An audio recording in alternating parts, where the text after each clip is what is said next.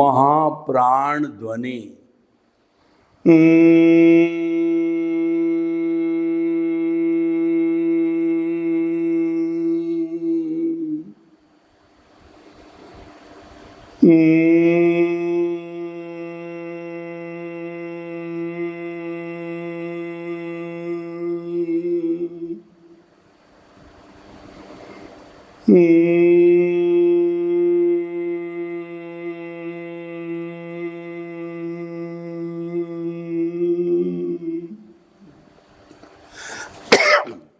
भाइयों और बहनों, मातृशक्ति को नमन।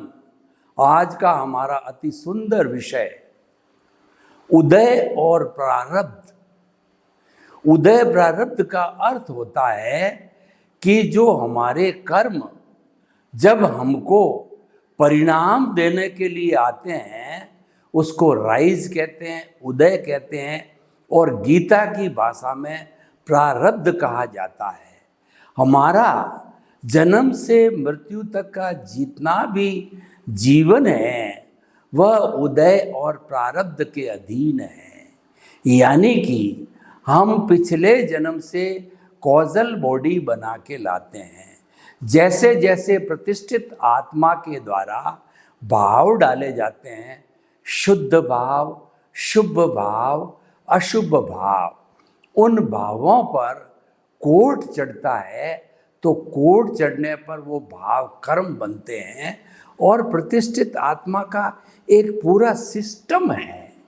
उस सिस्टम के अंदर अंतःकरण आता है, मन, बुद्धि, चित्त और अहंकार, और वर्तमान का ज्ञान दर्शन, पिछले जन्म का ज्ञान दर्शन, आपका इंटरेस्ट और आपका इंटेंशन। इंटेंशन मीन्स भाव। आपका इंटरेस्ट और आपका भाव और वर्तमान के संयोग, ये पूरा सिस्टम भाव तंत्र कहलाता है। ये प्रतिष्ठित आत्मा का पूरा जो है चैप्टर कहलाता है। और इनके द्वारा जो फाइनल भाव गिरते हैं उस पर जो कोट चढ़ता है वह कोट है, वो हमारा कॉज कहलाता है, कर्म कहलाता है। एक कर्म को कॉज कहते हैं और बहुत से कर्म जब इकट्ठे होते हैं तो उसको बंच ऑफ द कॉजेज या कॉजल बॉडी कहा जाता है। अलग अलग धर्म दर्शनों ने इसके अलग अलग नाम दिए हैं, जैसे कि कर्म शरीर, कार्मण शरीर, लिंग शरीर, कॉजल बॉडी और हमारा सूक्ष्मतम शरीर कहा जाता है। इन सब को हम एक शब्द में बात करें तो वह अज्ञान कहलाता है। घाती अघाती कर्म है, वो सारा अज्ञान है। और अज्ञान को सभी धर्म दर्शनों ने स्वीकार किया है। उसके अंदर अज्ञान शब्द में विवाद नहीं है, उसमें व्यू पॉइंट नहीं है, क्योंकि जो धर्म दर्शन आत्मा में विश्वास करता है निश्चित तौर से वो पुनर्जन्म, कर्म, कर्म का बंध, कर्म का भुगतान, आश्रव, संवर, कर्म मुक्ति और बंध और मोक्ष सब में विश्वास करता है। यानी कि जब चेतन तत्व हमारे जीवन में इंट्रोड्यूस हो जाता है तब अध्यात्म विज्ञान प्रारंभ होता है। और अध्यात्म विज्ञान तो भौतिक विज्ञान को स्वीकृत करता है। 5 जो जड़ और पौद्गलिक तत्व है जिनसे सारा ब्रह्मांड बना हुआ है, वो है हमारा अचेतन तत्व जड़, जिसको मैटर कहते हैं, एग्रीगेट कहते हैं, इनसेंटिएंट कहा जाता है। दूसरा गति सहायक मोशन तत्व, और तीसरा स्थिति सहायक रेस्ट तत्व। चौथा जो तत्व है वो टाइम तत्व है, और 5वां तत्व है आकाश, स्पेस है। ये 5 भौतिक विज्ञानियों ने स्वीकृत किए हैं। और जब इन 5 तत्वों के साथ में छठा तत्व चेतन तत्व जुड़ता है तब ये समग्र अध्यात्म विज्ञान बनता है। यानी अध्यात्म विज्ञान और भौतिक विज्ञान दोनों मिलकर के समग्रता पैदा करते हैं, पूरे सृष्टि का निर्माण होता है और वह ये 6 तत्व ही हमारे जगत के नियंता है, ब्रह्मांड के नियंता है। वो ब्रह्मांड जहाँ लाइफ है, इसके बाहर भी बहुत बड़ा ब्रह्मांड है, लेकिन उसको अलोक कहा जाता है। वो मात्र जो है आकाश तत्व, स्पेस तत्व है, वहाँ लाइफ नहीं है। इसीलिए जब कभी भी हम ब्रह्मांड की, जगत की बात करते हैं, व्याख्या करते हैं, तो हमारा अर्थ है उस जगत से है जहाँ पर 84 लाख जीवा योनि, बर्थ प्लेसेस के असंख्य अनंत जीव अपने कर्मों का भुगतान करते हैं। तो भाई और बहनों, ये जो 84 लाख जीवा योनि के असंख्य अनंत जीव जो हम कहते हैं कर्मों का भुगतान करते हैं, तो ये किस सिस्टम से भुगतान होता है? उस सिस्टम का नाम उदय और प्रारब्ध है। दोनों का एक ही अर्थ है। गीता उसको प्रारब्ध कहती है और दूसरे जैन दर्शन इत्यादि है उसको उदय भाव कहते हैं, राइज कहते हैं। तो भाई और बहनों, हमारी आत्मा के साथ में ये लिंग शरीर, ये कॉजल बॉडी जन्म जन्मांतर से अज्ञान के रूप में लगी हुई है और जब तक ये अज्ञान हमारी आत्मा के साथ में बद्ध होकर के चिपका रहेगा, तब तक इस आत्मा की मुक्ति नहीं हो सकती है।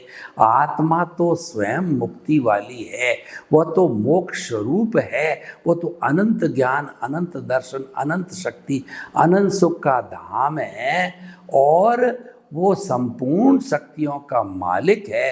ब्रह्मांड में आत्मा से बढ़ कर के कोई शक्तिशाली द्रव्य तत्व नहीं है, लेकिन वो बॉन्डेड है, वो कारावास में बंद है, वो मुक्त नहीं हो सकता। देखिए, जब पशुओं को बाड़े में डाल दिया जाता है तो वो छटपटाते हैं कि हम बाड़े से निकल के और अपनी आज़ादी की जिंदगी के तहत घूमें फिरें, हमारे पे अंकुश न हो। हर व्यक्ति, हर प्राणी स्वतंत्रता चाहता है, बंदिश में कोई नहीं रहना चाहता है। ये बंदिश ही हमारा बंध कहलाता है। उसी तरह से हमारी आत्मा को इस कर्म शरीर ने, इस अज्ञान ने जकड़ रखा था, यह भी छटपटाती है। पक्षियों को देखिए, पक्षी को जब वो स्वच्छंद रूप से आकाश में उड़ते हैं तो बहुत प्रसन्न रहते हैं, और जब उसको पिंजरे में बंद कर दिया जाता है तो वो छटपटाते हैं, वो आज़ादी चाहते हैं, वो स्वतंत्रता चाहते हैं, वो स्वच्छंदता चाहते हैं। स्वच्छंदता गलत मीनिंग के अंदर हमको नहीं लेना है। यहाँ स्वच्छंदता का अर्थ होता है कि मर्यादा में रह कर के स्वतंत्र रहना। अमर्यादित स्वच्छंदता हमारा अर्थ नहीं है। तो भाई और बहनों, हम आपको बताना चाहते हैं कि प्राणियों के साथ में जो कुछ होता है वह उदय प्रारब्ध के ही अधीन होता है, और प्राणी वह कहलाता है जिसमें ज्ञान दर्शन होता है, और जिसमें ज्ञान दर्शन होता है वह चेतन तत्व कहलाता है, वो आत्मा कहलाता है। और हमारे जो है इस भारतीय संस्कृति के धर्म ग्रंथों ने आत्मा के कुल 23 नाम अलग अलग दिए हैं, वो सारे पर्यायवाची है, सबका भावार्थ आत्मा से है। तो भाई और बहनों, हम बताना चाहते हैं उदय प्रारब्ध हमारा व्यवहार जगत है। हमारे जीवन के 2 जगत है, एक बाहर का जगत और एक भीतर का जगत। बाहर का जगत है उदय और प्रारब्ध के अधीन है, और उदय प्रारब्ध है उसका संचालक जो है वो हमारी कुदरत है। जो मैंने बताया कि 6 तत्वों के समवाय को हम कुदरत कहते हैं, ब्रह्मांड कहते हैं, जगत कहते हैं, वर्ल्ड कहते हैं, विश्व कहते हैं, पृथ्वी कहते हैं। वो हमारा जो है उसका जो संचालक है, उसका जनरेटर, ऑपरेटर और डिस्ट्रॉयर यह कुदरत है। यानी कुदरत ही समस्त प्राणियों के जीवन का निर्वाह करता है, जन्म देता है, उनके मन वचन काया की समस्त क्रियाएं करवाता है, और जब भुगतान पूरा हो जाता है तो वह पंचभूत का पुतला इसी कुदरत में विलीन होकर के वो आत्मा कार्बन शरीर सहित और तेजस शरीर के धक्के के साथ के अंदर दूसरे शरीर के अंदर वो जन्म ले लेती। तो देखिए, कोई भी प्राणी जो इस कुदरत के अधीन जो है अपने कर्मों का भुगतान करता है, उदय और प्रारब्ध के अधीन, वह इस कुदरत का गेस्ट है, सफरर है और यूज़र है। हमें इन 3 शब्दों को बहुत गहराई से समझना है।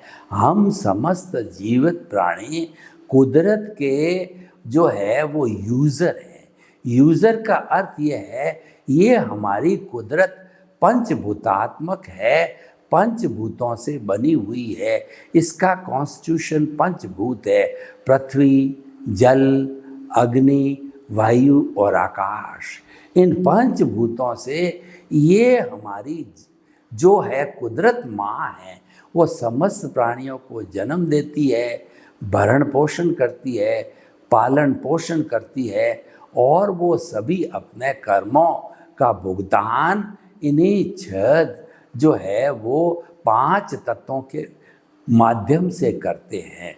तो हम यूज़र कैसे हो गए कि हम जन्म लेते हैं, पंचभूत उपयोग में होता है, और हम बड़े होते हैं, पंचभूतों से बड़े होते हैं।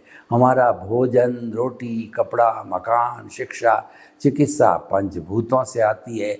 हमारे मन, वचन, काया की सारी क्रियाएं पंचभूतों से होती है, और अंतिम समय में हमारे ये पंचभूत का पुतला भी इन पंचभूत में विलीन होता है। पृथ्वी पृथ्वी में, जल जल में, अग्नि अग्नि में, वायु वायु में और आकाश आकाश के अंदर। तो हमारे आइंस्टीन जो बड़े वैज्ञानिक हुए हैं, उन्होंने जो है इस कुदरत की एनर्जी निकाल के फॉर्मूला दिया कि E=mc²।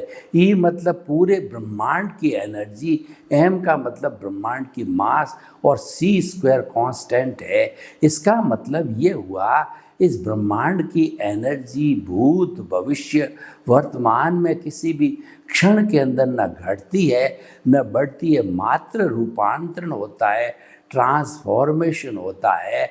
तो वो ट्रांसफॉर्मेशन जो है वह बर्फ से ठोस से द्रव्य बनता है, द्रव्य से गैस बनती है, गैस से वाइब्रेशंस बनती है, और ये सारा ब्रह्मांड वाइब्रेशन से बना हुआ है। जो लोग जो है वेव्स के चैप्टर को पढ़ते हैं फिजिक्स के अंदर, वो जानते हैं कि वेवलेंथ और जो हमारी frequency, sinusoidal wave, sine theta, cos theta, इनके माध्यम से वेवलेंथ बनती है, और उसी से पूरा जो है हमारा सैटेलाइट चलता है। सैटेलाइट के अंदर जैसे 210 कंट्री है हमारे विश्व के अंदर, तो उसके अंदर इतने ही कोड है। इंडिया का कोड 91 है, तो वो 91 जो ही हम फ़ोन मिलाएंगे, जो 91 है वो सैटेलाइट से जुड़ा होगा, और सैटेलाइट से जो है 91 जो है वाइब्रेशन भेजेगा उस फ़ोन को, जिस फ़ोन को कोई भी कंज्यूमर जो है वो क्लिक कर रहा है, कंज्यूमर मिला रहा है। तो भाइयों और बहनों, ये संपूर्ण ब्रह्मांड रिलेटिव है, सापेक्ष है, जुड़ा हुआ है। एक परिंदा भी जब इस ब्रह्मांड में पर मारता है तो पूरा वाइब्रेशंस प्रभावित होता है, क्योंकि सारा जो है वाइब्रेशन से बना हुआ है। वह वाइब्रेशन इतनी सूक्ष्म है, नेग्लिजिबल है कि हमको पता भी नहीं चलती, पर होता इसी सिस्टम से है।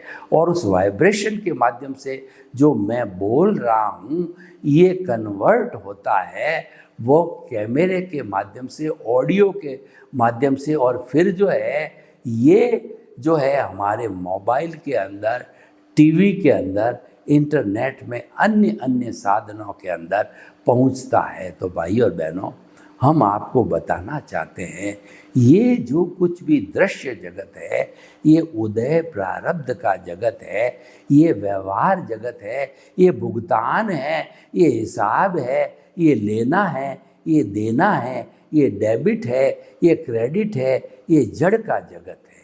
यानी कि हम सुबह से शाम, जन्म से मृत्यु तक कोई भी क्रियाकलाप करते हैं वो उदय प्रारब्ध के अधीन होता है और वो सारा भुगतान होता है। किसी को सेवा देनी होती है, किसी से सेवा लेनी होती है, किसी के साथ के अंदर अच्छा बर्ताव किया जाता है, बुरा बर्ताव किया जाता है। इसका एक पार्ट लाइव भी है। तो लाइव पार्ट को हम छोड़ रहे हैं, हम तो उदय प्रारब्ध पार्ट को ले रहे हैं जो कि हमारा डिस्चार्ज है। जो लाइव पार्ट है वो चार्जिंग है। जब मोबाइल की बैटरी को हम 0 पे चार्ज करते हैं तो धीरे धीरे वो 1, 2, 3, 5% बढ़ते बढ़ते 100% होती है। ये तो हमारा लाइव पार्ट हो गया, लाइव प्रतिष्ठित आत्मा का हो गया। ये लाइव भावों के द्वारा कर्मबंध का चैप्टर हो गया, वो चैप्टर हम छोड़ रहे हैं। हम तो ये कह रहे हैं इस जन्म के अंदर जो हमारा उदय और प्रारब्ध यानी जो डिस्चार्ज चल रहा है वो ऑटो मोड से चलता है, उसमें हमारी कोई स्वतंत्रता नहीं है। वो तो पिछले जन्म की जो फिल्म है, स्क्रिप्ट है, मन वचन काया की बैटरी हैं, वही खुलती रहती है। तो भाई और बहनों, इससे हमने क्या सार निकाला? पहले हमने कुदरत की परिभाषा की। ये कुदरत किसी कानून पर चलता है। कानून के 2 विभाग होते हैं, एक प्रकार प्राकृतिक कानून, एक व्यक्तिगत कानून। प्राकृतिक कानून पूरे ब्रह्मांड पे लागू होता है। समय पे सूर्य उगता है, समय पे अस्त होता है, समय पर रात आती है, समय पर दिन होता है, समय पर ऋतुएं होती है, समय पर फल आता है और समय पर धूप, गर्मी, सर्दी और वर्षा ऋतु आती है। ये प्राकृतिक नियम है। और एक जीवित प्राणी पे जो हमारा नियम लागू होता है, उदय और प्रारब्ध का जो नियम लागू होता है, उस नियम के तहत as you will sow so will you reap. जैसी करनी वैसी भरनी। सुख दिए सुख होत है और दुख दिए दुख होए। जो यानी आप पिछला जन्म के अंदर जैसा अपना कॉजल बॉडी बना के लाए हो, इस जन्म में वो डिस्चार्ज रूप में वो प्रतिष्ठित डिस्चार्ज आत्मा है और वो उसी को उदय और प्रारब्ध कहा जाता है और उसके अनुरूप ही सारा जीवन चलते हैं। तो प्रश्न ये खड़ा होता है यहाँ पर, क्या हम चाहते हैं वो हो सकता है? तो हमारा ये सनातन सत्य कार्यक्रम, ये आर्ट ऑफ द विजन कार्यक्रम के तहत हम आपको बताना चाहते हैं कि ये उदय और प्रारब्ध है, ये हमारा रिलेटिव पुरुषार्थ है। इसको अज्ञान की श्रेणी में लिया गया है। अज्ञान बुरा नहीं है। देखिए, अज्ञान, ज्ञान और विज्ञान 3 टर्म हैं। अज्ञान राग द्वेष से पोषित होता है, मोह से पोषित होता है, वो घाती और अघाती कर्मों से पोषित होता है, वो भुगतान से पोषित होता है, वो जड़ रूप में होता है। इसीलिए अज्ञान से संसार चलता है।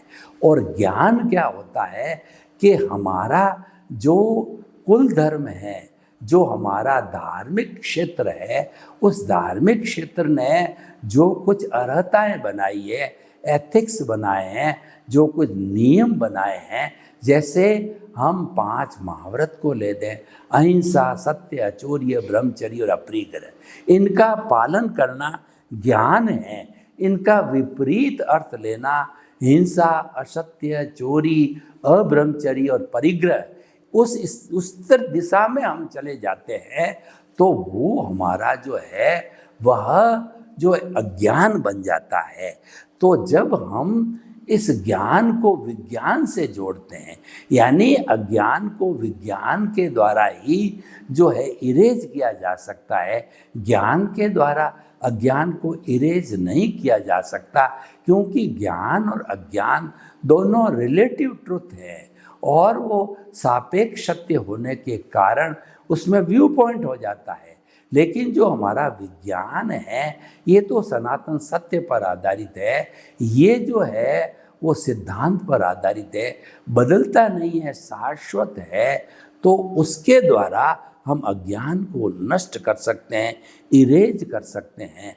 तो उसको इरेज करने के लिए हमारी रॉन्ग बिलीफ को समाप्त करके हमको राइट बिलीफ में आना पड़ेगा। यानी जो हमारा मिथ्या ज्ञान, मिथ्या दर्शन, मोहनीय कर्म है, उसको बदल करके और हमको सम्यक ज्ञान, सम्यक दर्शन प्राप्त करना होगा। ये दृष्टि विज्ञान है। जब हम आर्ट ऑफ द विजन, दृष्टि विज्ञान को पाते हैं, वैसा ज्ञान पाते हैं, और ज्ञान गुरु से मिलता है, ज्ञान ज्ञानी पुरुष से मिलता है, ज्ञान जो अनुभवी पुरुष से मिलता है, उस ज्ञान की प्राप्ति के बाद में हमारा जो है ज्ञान दर्शन शुद्ध होता है। शुद्ध का अर्थ हुआ मिथ्या ज्ञान, मिथ्या दर्शन जो है शुद्ध होकर के सम्यक ज्ञान, सम्यक दर्शन बनता है, और वही हमारी आत्मा का गुण है। यानी कि जब हम आत्मा को देखिए कि सम्यक ज्ञान, सम्यक दर्शन की प्राप्ति करने के लिए और रियल पुरुषार्थ करने के लिए, मुक्ति की ओर जाने के लिए, शाश्वत सुख को प्राप्त करने के लिए बेसिक काम जो आपको करना पड़ेगा कि आपके इस शरीर का जो सेंटर पॉइंट है, ये जो ज्योति केंद्र है, ज्योति केंद्र पर प्रभु को स्थापित करना पड़ेगा। शुद्ध भावों के साथ में ज्योति केंद्र पर आप जो है अपने प्रभु, अपने भगवान, अपने शुद्ध आत्मा को विराजमान कर दीजिए सेंटर में, और वो भव भवांतर तक विराजमान रहेगा। ऐसे भाव कीजिए ताकि कि आपको मुक्ति की राह मिल सके। देखिए, एक कोई बड़ी फैक्ट्री है, वो फैक्ट्री चल रही है, लेकिन फैक्ट्री का मेन मालिक जो है जब आ जाता है तो आप देखिए उस फैक्ट्री का स्वरूप ही बदल जाता है। उसके अंदर जितने भी सैकड़ों लोग काम करने वाले होते हैं, मैनेजर से लगा के मजदूर तक, सब अलर्ट हो जाते हैं कि सेठ जी आ गए, मालिक आ गया। इतना मालिक का दबदबा होता है, क्योंकि वेतन देने वाला मालिक होता है। उनके ही निमित्त से जो है हमारा भरण पोषण होता है, हमको नौकरी मिलती है।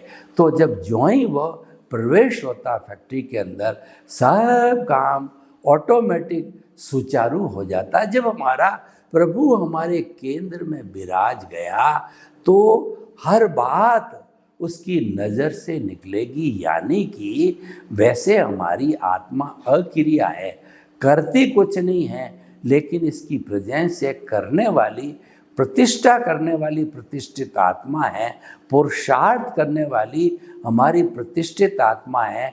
चाहे वो रिलेटिव पुरुषार्थ हो, चाहे रियल पुरुषार्थ हो, मूल आत्मा की मात्र प्रेजेंस होती है। और जब वो शुद्ध हो जाती है तब वो सिद्ध, बुद्ध और मुक्त हो जाती है। तो भाइयों और बहनों, उदय और प्रारब्ध है, ये हमारा जो दृश्य जगत है वह है, और उसके अधीन ही हम अपना शरीर है, रिश्ते नाते, धन संपत्ति, पद प्रतिष्ठा, और जो हमारा वेल्थ, धन दौलत, सब जो है, जिसको हम परिधि बोलते हैं, जिसको हम जड़ कहते हैं, जिसको मैं मेरा कहा जाता है, जिसको आई और माई कहा जाता है, यही सारा हमारा उदय और प्रारब्ध है। और उदय प्रारब्ध से हमारा हिसाब चुकता होता है। देखिए, कोई व्यक्ति आप में पैसे मांगता है तो वो आपके पास आएगा, आप कहोगे कि मैं सप्ताह भर बाद दूंगा, फिर वो सप्ताह भर बाद आएगा। फिर आप कहोगे कि मैं तो 15 रोज बाद दूंगा, फिर वो 15 रोज बाद आएगा। यानी वह तब तक आता रहेगा, आपके घर की घंटी बजाता रहेगा, जब तक कि उसका हिसाब क्लियर नहीं हो जाता है। तो हम एकदम देसी भाषा में आपको कहना चाहते हैं, उदय प्रारब्ध है हमारा 84 लाख जीवा योनियों के साथ के अंदर। हमने किसी को दुख दिया है, सुख दिया है, हमने कोई डेबिट किया है, कोई क्रेडिट किया है, उनके साथ जैसा व्यवहार बनाया है, उसी से ये उदय और प्रारब्ध बनता है। सर्वे भवन्तु सुखिनः, सर्वे सन्तु निरामया, लोग के जीवों को सुख मिले, शांति मिले, और सुख शांति के साथ के अंदर हम अपने परिवार के साथ उदय प्रारब्ध के अनुरूप उसको कुदरती रचना देखते हुए हम शाश्वत सुख को प्राप्त करें। आपके प्रति मंगल भाव। ओम शांति।